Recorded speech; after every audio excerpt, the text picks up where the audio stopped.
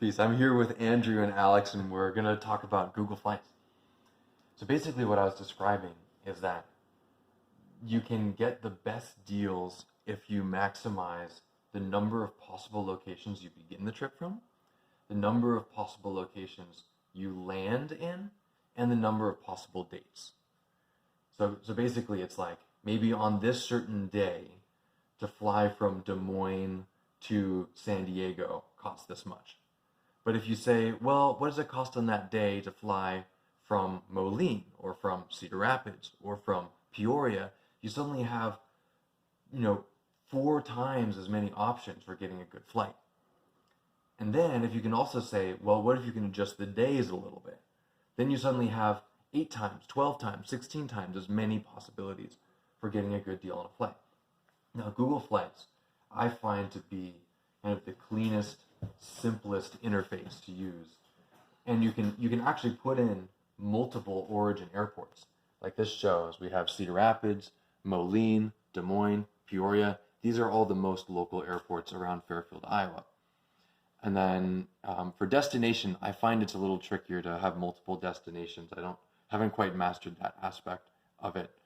Usually I do multiple origins, but potentially, like if you were going to fly to Philadelphia, you could put in Philadelphia, but you could also put in like Washington, D.C. and New York City. They're all within like a few, not too many hours driving away.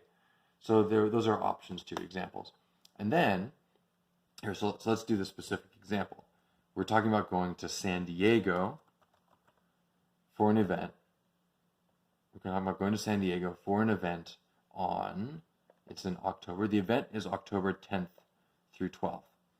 So we're like, okay, and we know that the trip is probably going to be maybe 5 or 6 days. So you can adjust this. Basically, don't worry too much about these prices yet. You're going to pick a starting date. You're like, well, the event starts on the 10th. Maybe it makes sense to show up on the 9th. So you click on the 9th. Hey, come on. You click on the 9th. And then it calculates. If you were to fly back on this day, you could get your round trip for $224. If you were to fly back on this day, you could get it for $338, like that. So let's suppose, like my trip, for example, to go to the influencer event is going to be the 9th to the 14th. Suppose we were going to travel together or something. Then you could say, all right, let's say, look at the 9th to the 14th. Although you could be like, well, if I came back on the 15th, I could get $100 less. That's worth considering. Yeah. Although if you stay there and you're paying for a place, you might end up paying $100 more, which is another consideration. Let's suppose we're just doing the same dates. 9th to the 14th. So let's see what we get. So here's an American Airlines trip. 2:35 to 6:33 p.m., $338. This little symbol means that you can't take a regular carry-on. You only get a personal item. So for this flight, for the top flight, you do get a carry-on. This looks like a good flight to me. That's the outbound flight. Now your return flight it's pretty late at night, 10:40 p.m. That's something to consider that you might not want. What's this little thing here? What's it telling us? Overnight layover. So it's telling us that our layover is overnight. Now for the sake of this video, let's consider that we're okay with that. Boom. Now you can choose do you want first class, main cabin? I always go with basic economy. We're looking, these are the flights. 338, Des Moines to San Diego. It's a reasonable price. Hit select.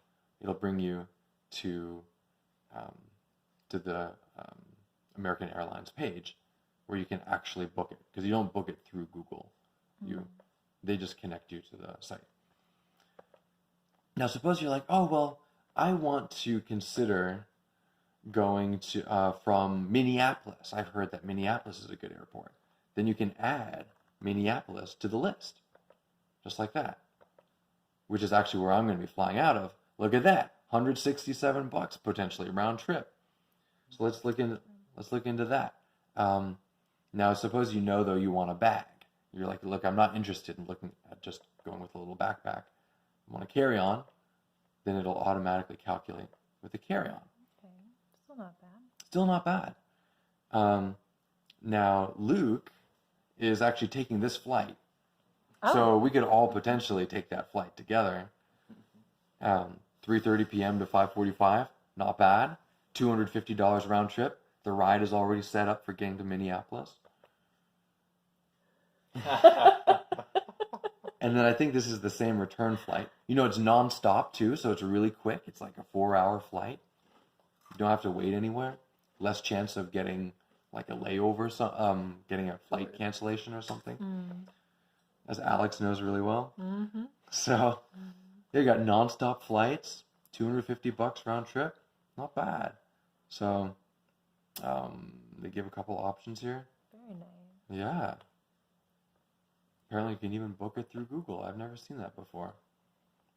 I guess Alaska Airlines has partnered with Google that you can actually make purchases directly on a Google platform. That's cool. Yeah, so let's summarize. What have we learned here? What we've learned here is that when you're booking flights, the more options you have, the better. That means the more starting airports you have, the better. So wherever you are, look up what are all the airports around me within a driving distance that I'm willing to drive. That will maximize your chance of getting a good deal or a good time or whatever you're looking for. What are all the possible airports I could fly into?